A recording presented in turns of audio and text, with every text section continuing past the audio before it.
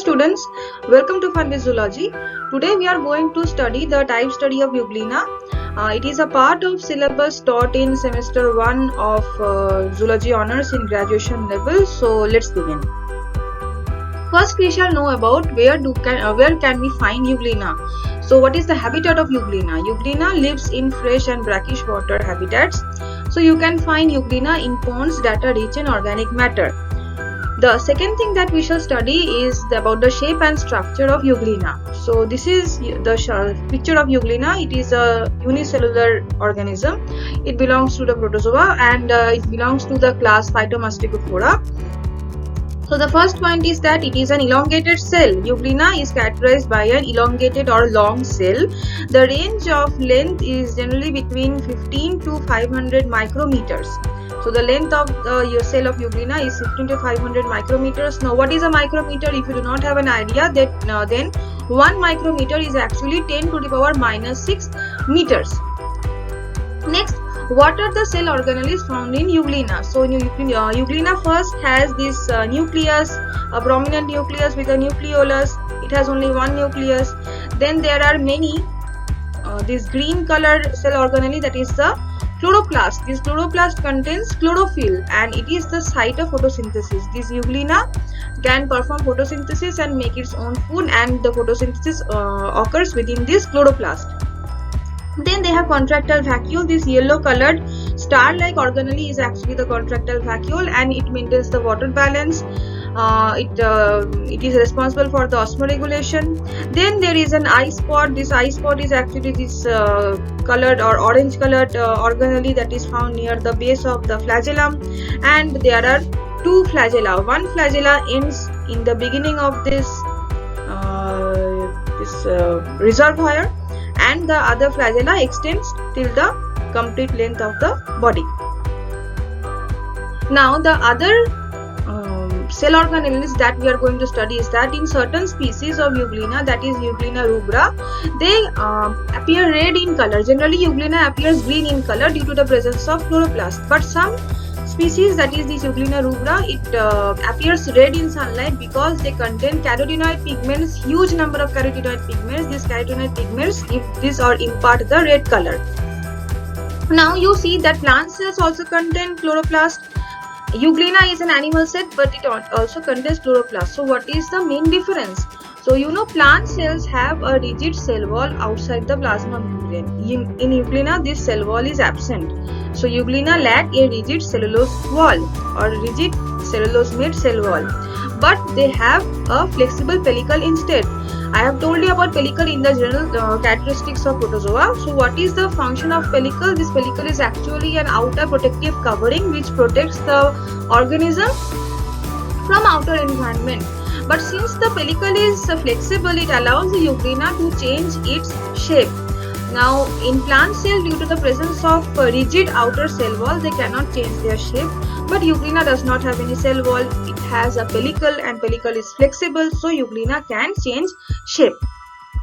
Now, although Euglena are photosynthetic, they have chloroplast, they can perform photosynthesis, but some species are heterotrophic. That means they can absorb food from the cell surface. They do not have to make their own food, and they absorb the food by the process of phagocytosis, in which the in which the cell membrane engulfs the food particles in a vacuole.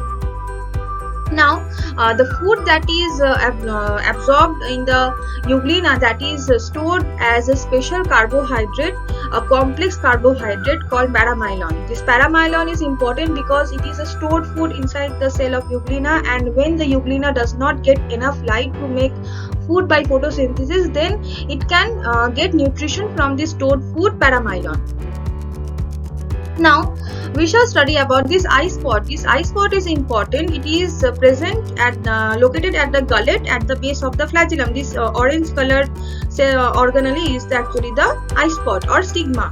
Now it is actually a cup shaped mass of pigment rods, and it protects the sensitive area, the light sensitive area at the base of the flagella, and it protects it from light. So this light sensitive region, it actually influences the motion or movement of the flagella. So eye spot or stigma actually influences the movement of the flagellum, and it also acts as a guide. What guide? What kind of guide? It guides the organism or euglena towards the direction of sunlight or the source of light, so that it can reach the place which has sufficient amount of light and make its own food by photosynthesis.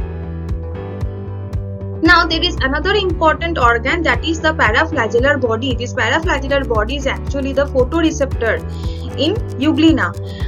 It is a highly ordered crystalline lamellar structure. That means this paraflagellar body is made up of crystalline structure, and it also helps the euglena in moving towards light. So this is the orange colored, this spot is actually the eye spot or stigma, and this round structure at the base of the flagellum, it is the photoreceptor.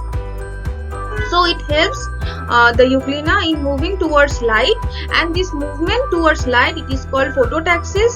So this eye spot is actually a photoneurosensory, means it has photoneurosensory functions, and it gives or imparts the euglena of photoneurosensory cellular characteristic. The next thing that we shall study in detail is the structure of flagella. Now in euglena there are two flagella, as I have already told you. Now one of them is equal to the length of the body. This longer part is one flagella, while there is a short one and it ends here. It does not emerge out of the cell of the euglena. So how where do these flagella originate? So flagella originates in this depression which is called the gullet. Now the flagellum actually bifurcates into two in the middle of the reservoir, and these two flagella originate from these basal granules or blepharoplasts. This you can see here that there are two thick blue parts which is called the basal granules of blepharoplast, from where the flagella originates. So if you are asked that what is the origin of flagella, then you have to answer blepharoplast. It is situated in the cytoplasm just beneath the base of this reservoir. The next thing we shall study about the ultrastructure of flagella. So flagella first has an outer coat or outer covering. It is a contractile membranous sheath which is continuous with the cell membrane, and the inner structure or inner core is called axoneme. This axoneme or inner core of the flagella is made up of microtubules and other proteins. Now what are these microtubules? If you are asked, then you will have to answer that microtubules are long hollow tubes that are made up of two types of tubulin proteins. Now why are these microtubules present in flagella, or what is their characteristic? So these microtubules are actually arranged in a ring-like fashion. So you can see that there is an outer ring, and in the inside or central part also there are these tubules or microtubules. So there it actually follows a 9+2 arrangement. How can you say that it is 9+2 arrangement? Because this outer layer, this outer part has 9 doublets. You can see there are 1, 2, 3, 4, 5, 6, 7, 8, 9 doublets of microtubules, and in the center there are 2 microtubules. So it is called a 9+2 arrangement. 9 on the outside and 2 in the center. So this is the structure of axoneme in flagella. Now how are the microtubules present, or how are the microtubules arranged?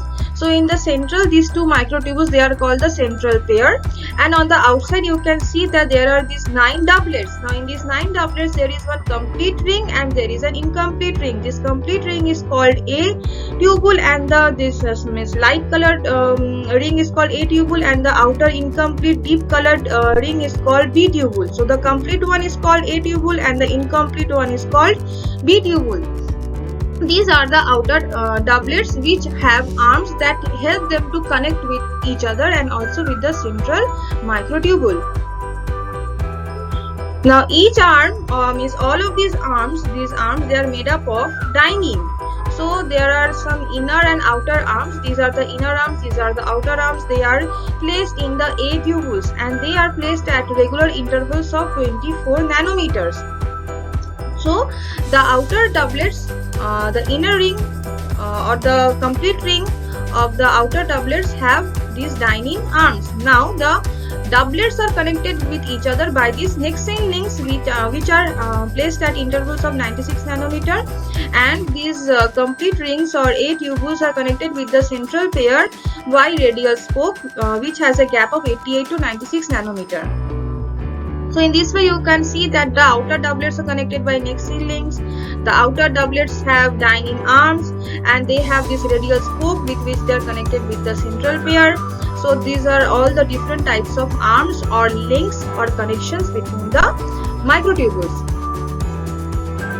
Now how do this inner structure or outer structure of flagellum help in its movement? So the flagellum actually moves by spending ATP, adenosine triphosphate, that is the energy currency. So they spend ATP and then the dining arm, this dining arm of each doublet attaches with the adjacent doublet. So this dining arm present with the A tubule connects with the adjacent B tubule, and then they move closer to each other. Like see here in the lower picture, you can see that these dining arms are connected between the microtubules, so they are attached with each other, and it brings about a movement in the flagellum. Then this radial spoke, with this radial spoke they are attached with the central pair. So in this way the microtubules lead to the smooth movement of the flagellum. So the successive attachments and flexes cause the doublets to slightly smooth past one is along with each other, and they cover a distance and they sufficiently bend, and also this leads to the bending of the flagellum. So in this way the flagellum can move due to the attachment of the microtubules. Now this was about the outer structure of flagella, but how do the movement of the microtubules ultimately leads to the movement of flagella, and which ultimately leads to the movement of the euglena? So what is the role of flagella in locomotion? So in euglena the movement of flagella commonly involves a wave. Means the flagella moves in wave, and it also generates a wave which goes throughout the body of the euglena, and it's moved in a axis in a rotational manner. So the movement of flagella, it involves generation of waves, and these waves are transmitted all along the flagellum and the body of the euglena. It is either in a single plane or in a corkscrew like pattern. That means this, suppose this is the axis, the flagella moves around this axis in a corkscrew like manner. That means it goes round and round along this axis. So actually this is central axis, and the euglena can move around the central axis. So the waves actually arise at the base of the flagellum, at the root of the flagellum, and from this root it apparently goes throughout this total length till the tip of the flagellum. So the waves pass from the root to the tip of the main flagellum, and it beats at about 12 strokes per second, and ultimately leads to the rotation of the euglena in the axis, in a rotational manner around the axis towards a particular direction, the direction in which the flagellum rotates. Now how do this rotation leads to the forward movement of the flagellum? So the rotation actually causes the tip of the organism to rotate. So this is the tip of the organism, the flagellum rotates, and it causes the organism also to rotate. At the same time, it also pushes the euglena towards the direction in which the flagellum rotates. Now because of this push, the euglena rotates as it swims in water, and this rate of swimming or rotation is 1 turn per second, and the euglena also follows a corkscrew-like or rotational manner, or corkscrew-like course. So how do the corkscrew-like forces or pushes the euglena in the forward motion? So the movement of flagella is like that of a propeller. You know what is a propeller? These propellers are some arms present on any object, and when this propeller moves, the arms move, the object can move forward. So the flagella also acts in a similar manner like a propeller. It sets up the force in water. So euglena stays in water, the flagellum rotates in water, it creates a force that brings about forward displacement. So this euglena moves like a propeller, and it sets a force in water that brings about forward displacement. Now this undulation or movement in flagellum, it generates lateral forces. Now since the flagellum rotates like this, so it also has some lateral forces, but these lateral forces balance out each other. So these forces are symmetrical, they are of same intensity, and the left direction force cancels the right direction force. So as a result, the euglena can only move in the longitudinal force. So it moves with following the longitudinal force and moves in the forward direction or following the forward displacement only. So this is the manner in which euglena can move forward by the rotation of the flagella. Now this type of locomotion is called euglenoid movement, that is shown in the figure. Now as euglena can move by rowing also, the rowing is another type of movement in euglena. So what does the euglena do while rowing? So during rowing, the flagellum is held rigid. It is held rigid but at a curve or a bend, and the bend is in the direction of the movement. So if it will move forward, then the bend is also in the forward direction. Now this flagella first gives a recovery stroke. It strikes backward in water, and the water pushes the flagellum towards the front. So it actually follows Newton's third law of motion. So what is the third law? That every action has an equal and opposite reaction. So when the flagellum beats backward, the water pushes the flagellum forward.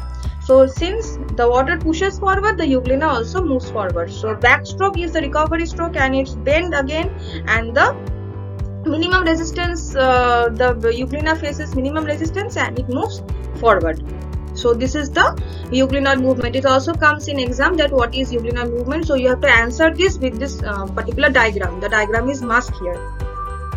Now we have completed about the structure of ultrastructure of flagella and the flagellar movement. How does it lead to the movement of euglena? Now we shall study about the nutrition in euglena. So euglena has photoautotropic nutrition. It can make its own food by the process of photosynthesis because it has chlorophyll containing chloroplast. But it can also get its nutrition from dead and decaying organisms because euglena can secrete some particular enzymes or juices that can digest the dead and decaying organisms. So this is saprophytic nutrition, and the euglena generally makes its own food, but if it does not get proper sunlight, it cannot make its food by photosynthesis. In that condition, it shows this saprophytic mode of nutrition and absorbs nutrition from the dead and decaying organisms. So euglena can show holophytic mode of nutrition, that is plant-like, that is it can make its own food by photosynthesis. Euglena can also show holozoic mode of nutrition, that is animal-like nutrition, which means euglena uses other smaller plants and animals as its food, and it can also show saprophytic mode of nutrition, that is it can absorb nutrition from the dead and decaying organism. So euglena basically makes its own food by photosynthesis and nitrogenous food by absorption from the surroundings, but this holozoic mode of nutrition, nothing in detail is known about that in euglena. Now how do these euglena respire? How do they get gases from the environment? So euglena, first of all, you must keep in mind that euglena stays in water, so it can absorb the dissolved oxygen in water from the surrounding water by the process of diffusion. That means that oxygen from the surrounding is diffused into the body of euglena through the plasma membrane, and it also can give out carbon dioxide through the plasma membrane itself, that means through the body surface. Also, when photosynthesis occurs in euglena, it produces oxygen, and this oxygen can be given out by the body of euglena, or it can be used in other metabolic activities that is done in the cell of euglena. Now, how do these euglena excrete or osmoregulate themselves? So after the euglena takes in the food, the nutrition the nutrients from the food are absorbed, and these nutrients can be used for various metabolic purposes that can be used to keep the cell alive. So first of all, the nutrients are absorbed. First the phagocytosis occurs. In phagocytosis, the food vacuole engulfs the nutrients. When the food vacuole combines with the lysosome, this is another cell organelle which contains enzymes that can digest the food matter. So food vacuole combines with lysosome and it forms a phagolysosome. This phagolysosome contains the particular enzymes that can digest the food. So the food is digested and the whatever matter is left undigested, that is excreted out from the body by the process of exocytosis.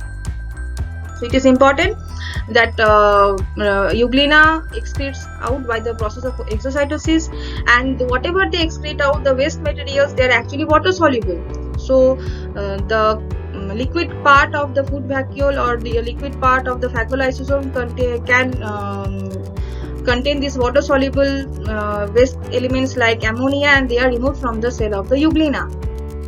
Now these waste materials, they are removed by the contractile vacuole. I have told you that this yellow star colored organelle is the contractile vacuole, and it manages the osmoregulation. It keeps the water balance in the cell, and all the waste materials are removed from the cell of euglena by the contractile vacuole. In this way, it helps in osmoregulation. Now another important or big question that comes from euglena is about the reproduction. So euglena reproduces by binary fission and multiple fission. No sexual reproduction is seen in euglena. So what is binary fission? Now when the conditions are unfavorable, then the euglena secretes a protective wall around it on the outer surface, and it becomes encysted. It forms a cyst. Now it starts to divide longitudinally, that is from top to bottom, and two daughter cells are produced. Now the split starts from the top end till the bottom end, means from the anterior end, and runs till the back. You can see here that the split starts from here on the anterior end and it extends till the back.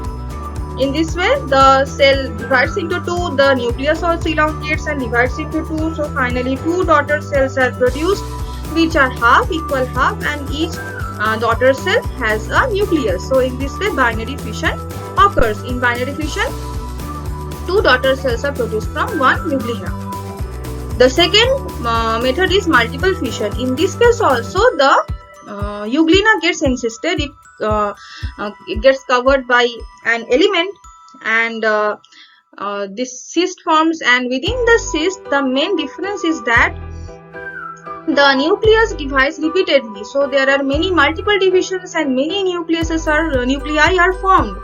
So this is the main difference between multiple fission and binary fission. In binary fission only two cells are formed, in multiple fission many cells are formed. So nucleus divides repeatedly, many small daughter nuclei are produced, then cytoplasm divides and small amount of cytoplasm encircles these small nuclei, and all these small animals are formed with nucleus and small amount of cytoplasm. These small animals are called flagellate. They are still inside the cyst. Now when the cyst gets favorable conditions like humidity and sunlight, then the cyst ruptures and all these flagellates come out of the cyst, and they pass through a small amoeboid stage. That means a stage where they do not have any flagella. Later the cell develops flagella and it develops into an adult euglena. So this was all about the reproduction in euglena. The last thing that we are going to study is about the sensitivity of euglena.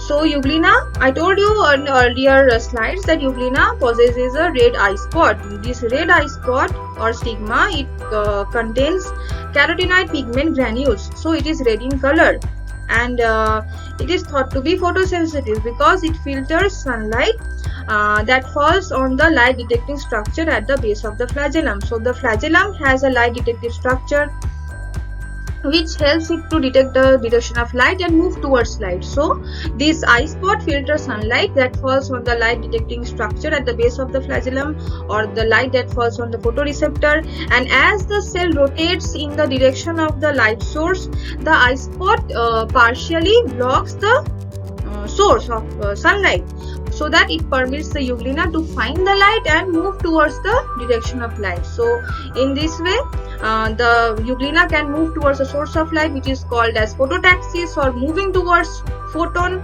or light.